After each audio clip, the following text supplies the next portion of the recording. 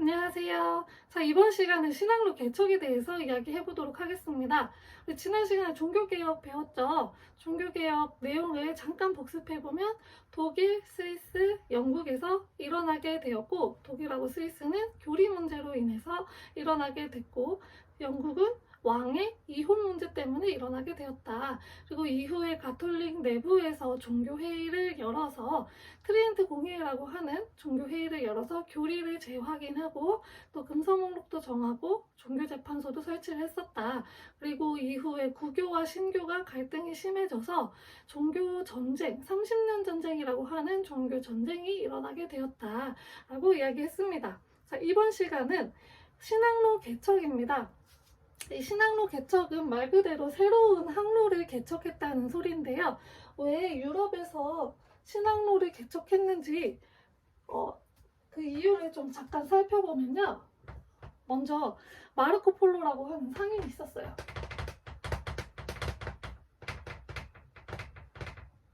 그러니까 동방경론록이라고 하는 책을 써요. 여기에는 무슨 내용이 담겨있냐? 막 동쪽에 가면 금으로 덮인 궁전이 있고 그리고 굉장히 강력한 군주가 있다. 이런 얘기를 쓰는 거예요. 그래서 유럽 사람들이 이걸 읽고서 동방에 대해서 환상을 품기 시작을 했어요. 그래서 좀 이제 여행을 동쪽으로 가야겠다라고 하는 그런 다짐을 하게 된 거죠. 또 하나는 이 향신료 문제인데요. 당시 이제 인도에서 후추 같은 향신료가 들어오기 시작을 했어요. 근데 이게 중간에 지중해를 거쳐서 들어오게 되니까 이게 좀 많이 비싸요.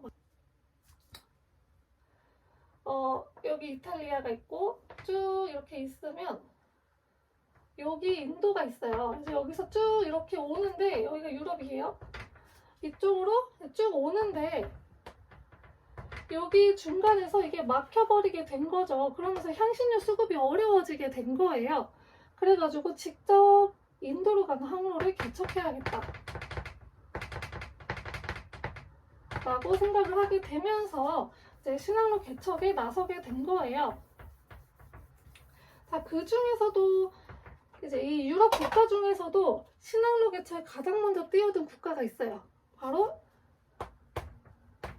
에스파냐와 포르투갈입니다. 이 두 나라는 아까 여기 이탈리아가 있던 지중해 지역 있죠. 이 지중해 무역에서 소외가 됐어요. 왜냐하면 굉장히 이쪽에 있었어요. 이베리아 반도라고 하는 반도인데 굉장히 끝에 있다 보니까 이 지중해 무역으로부터 좀 소외가 됐어요. 그래가지고 우리가 직접 인도로 가는 항로를 좀 개척해야겠다라고 생각을 하게 된 거죠. 그래서 나서게 되었습니다. 먼저 포르투갈인데요.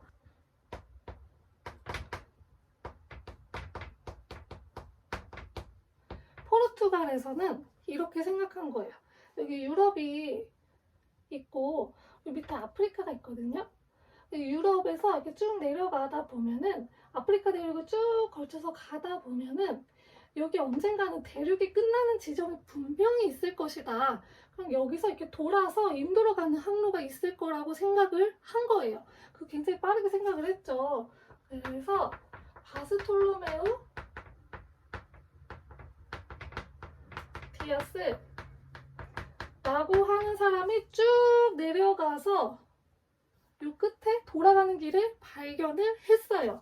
그래서 이거를 희망봉이라고 이름을 붙였습니다. 그리고 나서 돌아왔고 그 이후에 바스코다가마가 이 희망봉을 거쳐서 인도로 가는 항로를 개척을 했어요. 그래서 희망봉을 거쳐서 인도로 가게 되었습니다. 이 길을 개척을 했습니다. 그리고 이제 에스파냐인데요. 에스파냐는 콜럼버스 콜럼버스가 원래 이탈리아 사람이었거든요. 근데 이탈리아 지중해 무역에 좀 쇠퇴하고 나서 여기저기 좀 찾던 중에 먼저 포르투갈에 갔어요. 포르투갈에 가서 인도로 가는 최단 거리를 자기가 계산을 했다. 그래서 보여주는데 이게 좀 아닌 것 같은데 하고 지원을 못 받아요. 그리고 에스파냐로 건너가요, 콜럼버스가. 그래서 이 에스파냐에서는 승인을 받아서 에스파냐의 후원을 받아서 이제 갈 수 있게 되었는데요. 콜럼버스는 다르게 생각한 거예요. 유럽에서 이쪽으로 가지 말고 이쪽으로 가도 인도가 나올 거라고 생각을 한 거예요. 그래서 지구의 크기를 생각보다 작게 계산을 했대요. 그래서 이렇게 가다 보면은 인도가 당연히 나올 거라고 생각을 한 거예요. 그래서 떠났어요. 떠났는데 대륙이라기보단 땅을 하나 발견을 했죠. 그래서 콜럼버스는 거기가 인도인 줄 알았대요. 근데 나중에 알고 보니까 거기 인도가 아니고 아메리카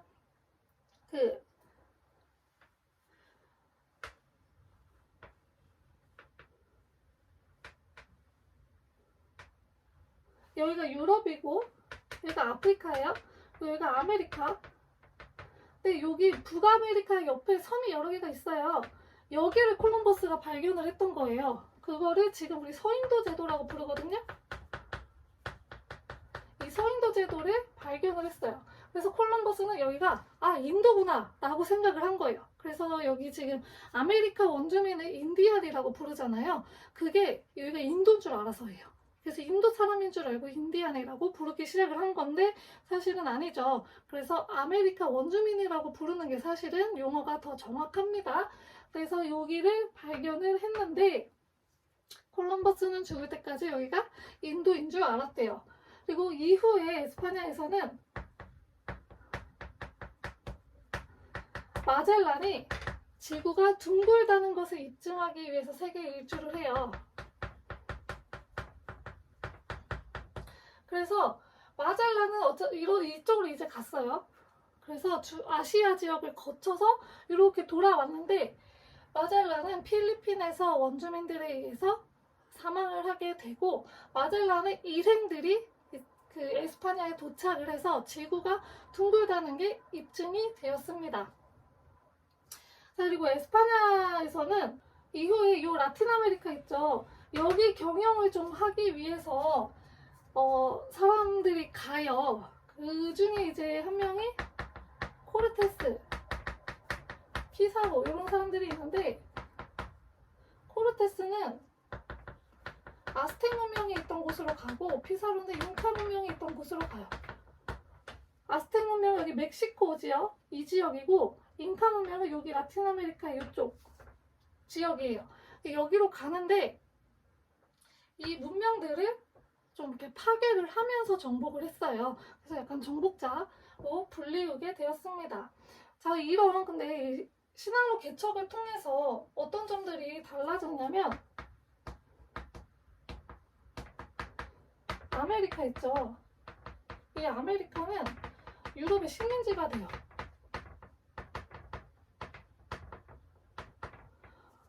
그리고 여기 있었던 은광이 발견이 돼요. 그러면서 은경제가 시작이 돼요. 은광 대표적으로 사카테카스랑 포토시가 있는데 여기서 은광이 발견이 되면서 은을 대량으로 이제 가져오게 되면서 은으로 물건을 교류하게 돼요. 은이 화폐로 쓰이게 되면서 은경제가 시작이 되는데 그러면서 물가가 굉장히 상승을 하게 되었습니다. 이거를 상업혁명이라고 부릅니다. 자, 이런 일이 일어났어요. 그런데 이 신항로 개척에서 우리가 봐야 될 게 하나 있는데 흑인 노예 문제예요. 얘네 뿐만 아니라 많은 이제 백인들이 이 라틴 아메리카 쪽으로 건너가게 되면서 여기 원주민들을 노예로 부려먹기 시작을 했어요. 자, 그런데 여기 원주민들은 원래 자기네들끼리만 살던 사람들이잖아요. 그래서 외부의 세균이라든지 바이러스에 굉장히 취약했어요. 그래서 이거를 감당하지 못하고 좀 많이 돌아가시고 그리고 또 잔인하게 또 학살도 했고 또 이제 막 부려먹으니까 체력적으로도 잘 안 됐죠. 그래서 많이 돌아가셨어요. 그러다 보니까 일할 사람이 없어지게 된 거죠. 그러면은 일할 사람은 어디서 갖고 올까? 라고 생각하던 찰나에 보이던 게 요 아프리카였어요. 아프리카에서 흑인 노예를 데려오기 시작을 합니다. 자, 그러면서 유럽, 아프리카, 아메리카에는 삼각무역이 형성이 되었어요.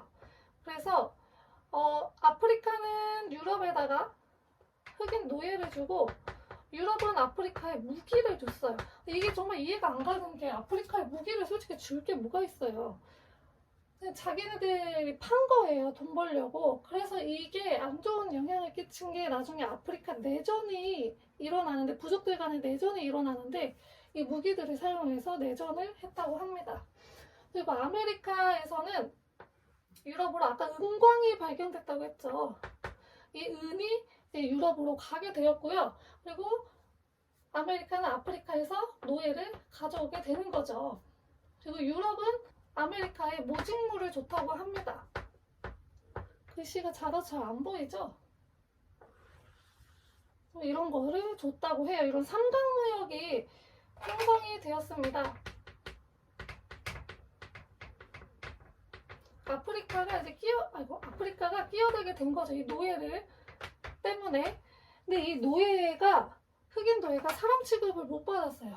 여기 아프리카에서 아메리카로 건너갈 때 배 타고 가야 되잖아요. 근데 이 배에다가 노예를 실어요. 근데 사람 취급을 안 하고 물건 취급을 하다 보니까 물건 싣듯이 그냥 이렇게 차곡차곡 실은 거예요. 그래가지고 제대로 움직이지도 못하고 묶여있고 막 이랬대요. 그래서 이게 이제 막 빼곡하게 막 이렇게 누워서 이러고 있는 거예요. 그 물건처럼 물건 취급을 받았던 거죠. 물건 싣는 것처럼 이렇게 누워서 이러고 있는데 묶여 있고 이러니까 이제 뭐 화장실도 마음대로 못 가고 해서 이 흑인 노예선에 이렇게 층층이 해가지고 여기 사람을 이렇게 눕혀놓은 거거든요. 그러니까 화장실을 못 가니까 이 위에서 배설물을 싸잖아요. 밑에 사람이 그대로 다 받았대요. 뭐 이러한 점도 있었고, 그리고 전염병이 창궐을 하면 뭐 어떻게 손을 쓸 수가 없어서 전염병이 싹 퍼져가지고 어떤 일도 있었냐, 이게 이제 얘네가 물건 취급을 받잖아요. 그러니까 상품 가치가 없어졌다고 생각을 하는 거예요. 백인 입장에서는. 그러니까 얘네를, 그 흑인 노예를 바다에다가 다 던져 버리는 그런 사건도 일어났다고 합니다. 그래서 이 흑인 노예 문제가 이때부터 시작이 되었습니다. 그리고 또 무슨 문제가 있냐면, 이 백인들이 이 라틴 아메리카에다가 경작을 하는데 여러 가지를 경작시킨 게 아니고 하나만 경작시킨 거예요. 단일 경작. 한 가지만 경작을 시켜서, 이게 굉장히 안 좋은 게 뭐냐면, 만약에 전염병이라도 돌면 그 농작물이 싹 다 죽어버려요. 그래서 그의 한해 농사는 그냥 싹 다 망치게 되는 거고, 기후 이런 거에 영향도 엄청나게 많이 받고, 그래서 경제에 굉장히 취약해요. 그래서 이게 다시 일어나기가 힘든데 이런 단일 경작을 시켰어요. 이런 문제점도 있었다고 합니다. 이 신앙로 개척의 그 영향으로 마지막으로 설명할 건 뭐냐면, 이 라틴 아메리카 지역에서 재배되고 있던 새로운 작물들이 유럽이나 아시아에 퍼지게 되었어요. 그게 바로 이제 뭐 감자라든지 옥수수, 코코아 같은 거, 이런 것들이 이제 유럽이라든지 아시아 지역에 새로운 작물이 퍼지게 되었습니다. 자, 여기까지 이번 시간은 신앙로 개척에 대해서 알아보았습니다. 이 신앙로 개척은 마르코 폴로의 뭐 동방견문록에 의해서 유럽인들이 환상을 갖고, 그리고 향신료 문제 이런 걸로 인해서 유럽에서 시작이 되었고, 가장 소외받고 있던 포르투갈과 에스파냐에 의해서 먼저 시작이 되었습니다. 그래서 포르투갈에서는 희망봉이라는 것을 발견을 해서 인도로 가는 새로운 항로를 개척을 했고요. 에스파냐는 이제 콜럼버스하고 마젤란에 의해서 콜럼버스는 서인도 제도를 발견을 하고 마젤란은 세계 일주를 통해서 지구가 둥글다는 것을 입증을 하였습니다. 근데 이 콜럼버스가 조금 잘못 알려진 게 아메리카 대륙을 발견했다고 했잖아요. 근데 콜럼버스는 아메리카 요 대륙, 여기 땅은 발견을 못했어요. 그 옆에 있었던 서인도 제도만 발견을 한 거고, 요거는 나중에 아메리고 베스푸치라는 사람이 발견을 해서 그래서 아메리카라고 하는 이름이 붙여졌다고 합니다. 그리고 코르테스하고 피사로 같은 정복자에 의해서 아메리카, 라틴 아메리카에 있던 그런 문명들이 모두 다 파괴가 되었습니다. 그러면서 불거진 게 이제 흑인 노예 문제고, 아메리카 지역 원주민들의 노동력을 쓰다 보니까 일단 전염병 이런 거에도 취약했고, 그리고 막 노동을 시키니까 많은 사람들이 죽어가서 이 노동을 할 사람이 부족해지니까 아프리카에서 흑인 노예를 데려오게 되면서 이 흑인 노예 문제가 생겨나게 되었다고 했습니다. 그리고 단일 경작의 문제도 생겨났고요. 이 신랑로 개척의 영향으로 아메리카는 유럽의 식민지가 되었고, 그리고 은광이 발견이 되면서 은경제가 아주 활발해졌어요. 그래서 명나라, 우리 옛날에 배울 때 명나라, 청나라 때 세금을 은으로 걷었다고 했잖아요. 그래서 전 세계적으로 은이 퍼져나게 되었고 물가가 오르게 되면서 그걸 이제 상업혁명이라고 부른다 라고 했습니다. 그리고 감자, 옥수수, 코코아 등의 새로운 작물이 퍼져나가게 되었습니다. 이 신항로 개척 이후에 진정한 세계사가 시작이 되었다고 하는데요.